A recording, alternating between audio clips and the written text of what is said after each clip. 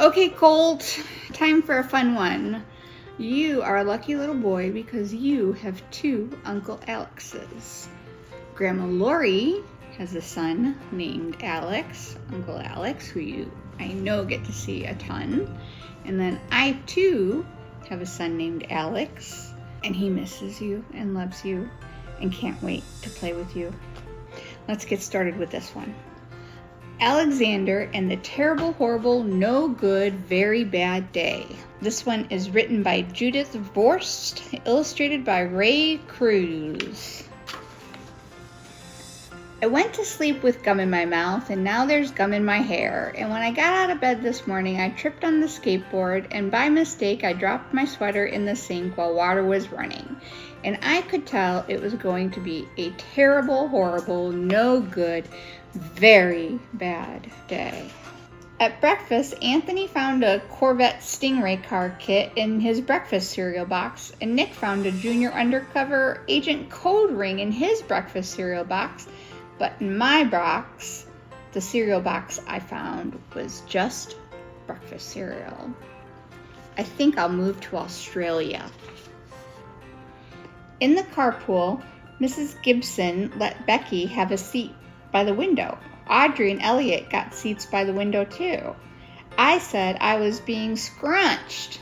I said I was being smushed. I said if I don't get a seat by the window, I'm going to be car sick. No one answered. I could tell this was going to be a terrible, horrible, no good, very bad day.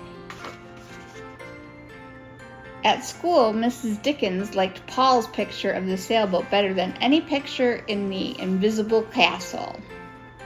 And singing time, she said I was too loud. At counting time, she said I left out 16.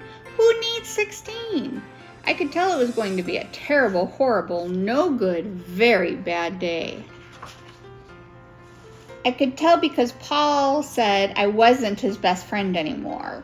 He said that Philip Parker was his best friend and that Albert Moyo was his next best friend and that I was his third best friend. I hope you sit on a tack, I said to Paul.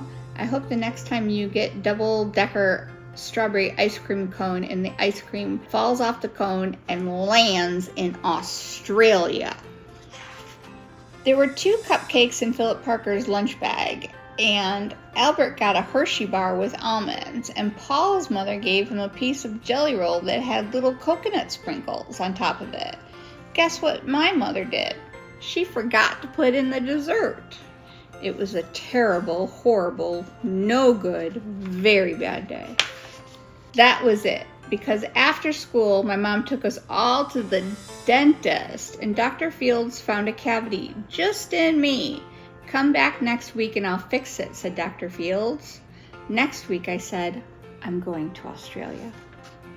On the way downstairs, the electric elevator closed on my foot, and while we were waiting for my mom to get the car, Anthony made me fall where it was muddy, and then when I started crying because of the mud, Nick said I was a crybaby.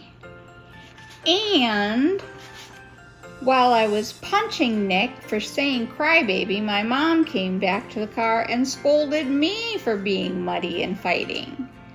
I am having a terrible, horrible, no good, very bad day. I told everybody. Nobody answered. When we picked up my dad at his office, he said I couldn't play with the copying machine, but I forgot. He also said to watch out for the books on his desk. And I was careful as could be except for my elbow. He said don't fool around with his phone, but I think I called Australia. My dad said please don't pick him up anymore. It was a terrible, horrible, very bad day. There were lima beans for dinner, and I hate limas. There was kissing on TV, and I hate kissing. My bath was too hot. I got soap in my eyes. My marble went down the drain, and I had to wear my railroad pajamas. I hate my railroad pajamas. When I went to bed, Nick took back the pillow he said I could keep, and the Mickey Mouse nightlight burnt out and I bit my tongue. The cat wants to sleep with Anthony, not with me. It had been a terrible, no good, very bad day. My mom says some days are just like that. Even in Australia.